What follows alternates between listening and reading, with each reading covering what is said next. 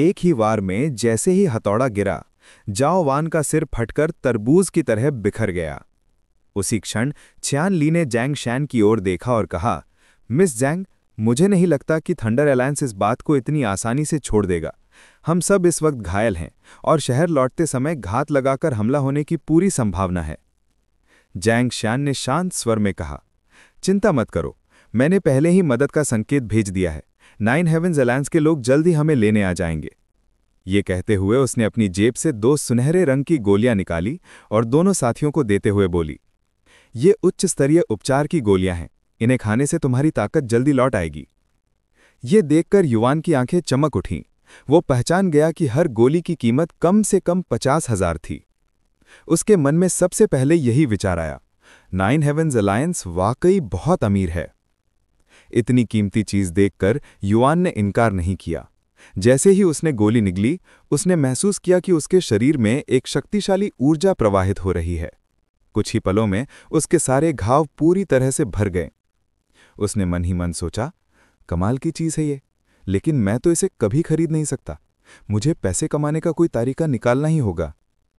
थोड़ी देर बाद ऊबते हुए यी चुआन जैंग शैंग के पास गया और बोला, मिस जैंग, आपने अभी जो सोनिक वेव्स से थंडर अलायंस के लोगों पर हमला किया था, क्या आप मुझ पर भी वैसा हमला कर सकती हैं?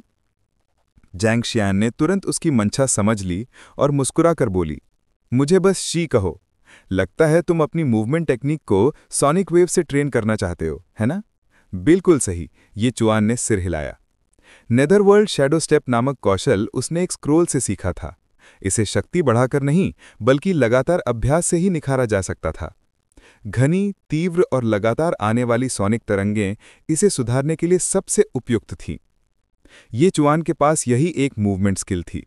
अगर वो दुश्मनों की गति से पीछे रह गया तो उसे लड़ाई में भारी नुकसान उठाना पड़ता। इसलिए वो इस तरीके से इसे जल्द से जल्द बेहतर बनाना चाहता था। जैंग शियान ने थोड़ी हिचकिचाते हुए कहा, क्या तुम पक्के हो? तुमने मेरी काफी मदद की है, लेकिन मेरा स्तर तुमसे कहीं ऊंचा है। अगर मुझसे जरा सी भी गलती हो गई तो तुम्हें गंभीर चोट लग सकती है। ये चुआन ने दृढ़ स्वर में कहा, मैं पूरी तरह से तैयार हूं। उसकी आंखों में झलकती दृढ़ता देखकर जैंग शियान मुस्कुराई। ठीक है, लेकिन सावधान रहना, मैं गति धीरे धीरे बढ़ाऊंगी, ज्यादा जोर मत लगाना। फिर जैंग शियान ने अपनी मुद्रा बदली और वाद्य को थामते हुए अटैक पोज लिया।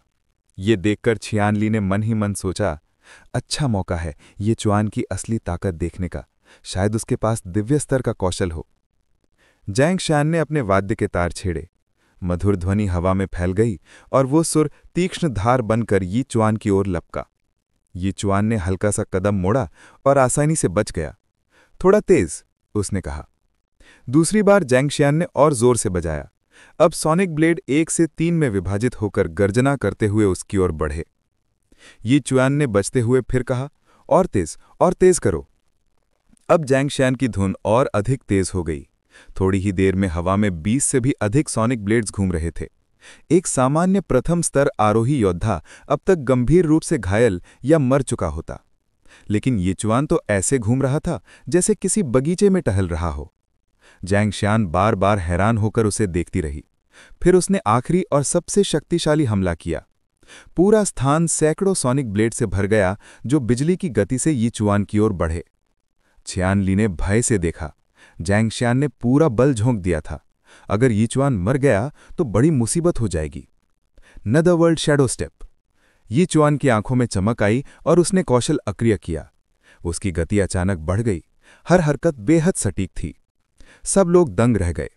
इतनी देर तक वो बिना किसी कौशल के ही बचता आ रहा था। जैंग शियान अब समझ गई कि ये चुआन के सामने सामान्य तर्क नहीं चलते। इस भीषण दबाव में उसका कौशल तेजी से उन्नत हो रहा था। वो पीछे हटने की बजाय उल्टा जैंग शियान के और पास आ गया। जितना पास, उतनी कम जगह और उतना ही बड़ा जोखिम। फिर भी उसकी गति इतनी बढ़ गई कि उसकी कई परछाइयां दिखने लगीं। कुछ ही पलों में वो हमले के घेरे से बाहर निकल आया। तभी उसके सामने एक विशाल वायुधार प्रकट हुई। ये हमला अब टालना असंभव था। उसने तुरंत पीछे से अपनी तलवार निकाली। उसे सामने रखते हुए उस वायुधार को रोका। धमाके की आवाज के साथ वो पीछे धकेला गया, लेकिन उसके चेहरे पर खुशी थी। यही वो एहसास था जिसकी उसे तलाश थी। उसका नेदरवर्ल्ड शैडो स्टेप अब दूसरे स्तर पर पहुंच चुका था। इसे अक्रिय करने पर उसकी गति 40% तक बढ़ जाती थी। जैंगशियान ये देखकर उत्साहित हो उठी। वो फिर से हमला करने ही वाली थी कि छियानली ने रोक दिया। मिस जैंग, ये तो केवल अभ्यास है, अब बस करो, हमारे लोग आ गए हैं।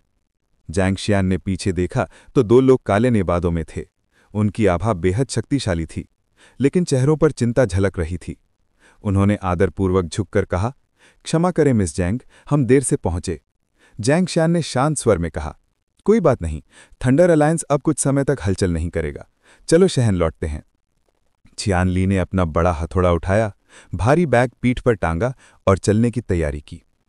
जैंगशियान ने ये चुआन की ओर मुड़कर पूछा, क्या तुम हमारे साथ शहर चलोगे? ये चुआन ने सिर हिलाया, नहीं, मुझे अभी कुछ काम निपटाने हैं। जैंगशियान ने ज्यादा नहीं पूछा, वो बस बोली, सावधान रहना, शहर लौटने पर 9 हेवेंस अलायंस आना, मैं तुम्हारे लिए एक खास उपहार तैयार रखूंगी। जैंगशियान और बाकी सबके जाते ही यी चुआन गोल्डन लेग्ड स्पाइडर के ठिकाने की ओर बढ़ा।